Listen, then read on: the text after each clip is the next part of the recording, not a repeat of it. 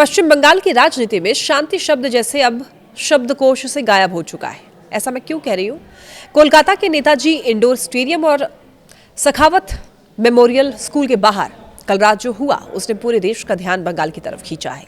एक तरफ मुख्यमंत्री ममता बनर्जी खुद घंटों स्ट्रांग रूम के अंदर डटी रहीं, तो दूसरी तरफ बीजेपी और टीएमसी के कार्यकर्ता आमने सामने आ गए। टीएमसी का आरोप है कि ईवीएम और बैलेट बॉक्स के साथ छेड़छाड़ की कोशिश हो रही है।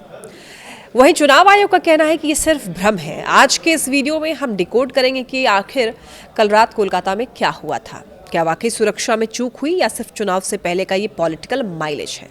नमस्कार, मेरा नाम है लक्ष्मी। देखिए, विवाद की शुरुआत तब हुई जब टीएमसी नेताओं ने एक सीसीटीवी फुटेज जारी करके आरोप लगाया कि कोलकाता के स्ट्रांग रूम में रखे बैलेट बॉक्स के साथ छेड़छाड़ की कोशिश की जा रही है। इस घटना से नाराज टीएमसी के दिग्गज नेता डॉक्टर शशि पांजा और कुणाल घोष कार्यकर्ताओं के साथ स्टेडियम के बाहर धरने पर बैठ गए। माहौल तब और ज्यादा अधिक तनावपूर्ण हो गया जब मुख्यमंत्री ममता बनर्जी खुद सखावत मेमोरियल स्कूल पहुंच गई और वहां पर स्ट्रांग रूम पहुंच गई, घंटों वहां पर मौजूद रहीं। मुख्यमंत्री की मौजूदगी की खबर मिलते ही बीजेपी कार्यकर्ता भी मौके पर जमा हो गए और फिर दोनों ही पक्षों के बीच तीखी नोकझोंक शुरू हुई, जिसे शांत करने के लिए सुरक्षा बलों को काफी मशक्कत करनी पड़ गई। इस पूरे घटनाक्रम पर स्पष्टीकरण देते हुए चुनाव आयोग ने टीएमसी के आरोपों को पूरी तरीके से निराधार और भ्रम का नतीजा बताया।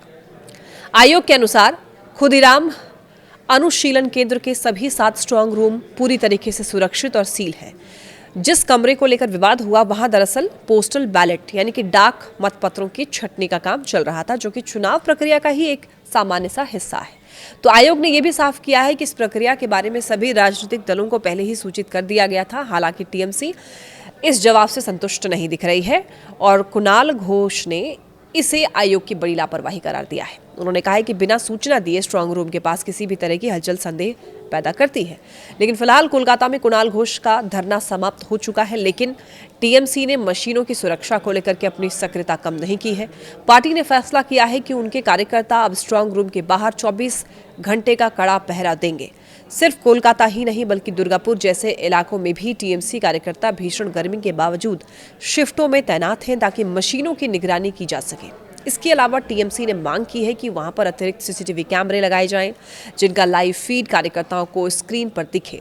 दूसरी तरफ मानिकतला में भी बीजेपी उम्मीदवार तापस रॉय और पुलिस के बीच झड़प की खबरें आई, जिससे ये स्पष्ट है कि मतगणना से पहले बंगाल में राजनीतिक पारा अपने चरम पर है। प्रशासन पूरी मुस्तैदी बरतने की कोशिश कर रहा है।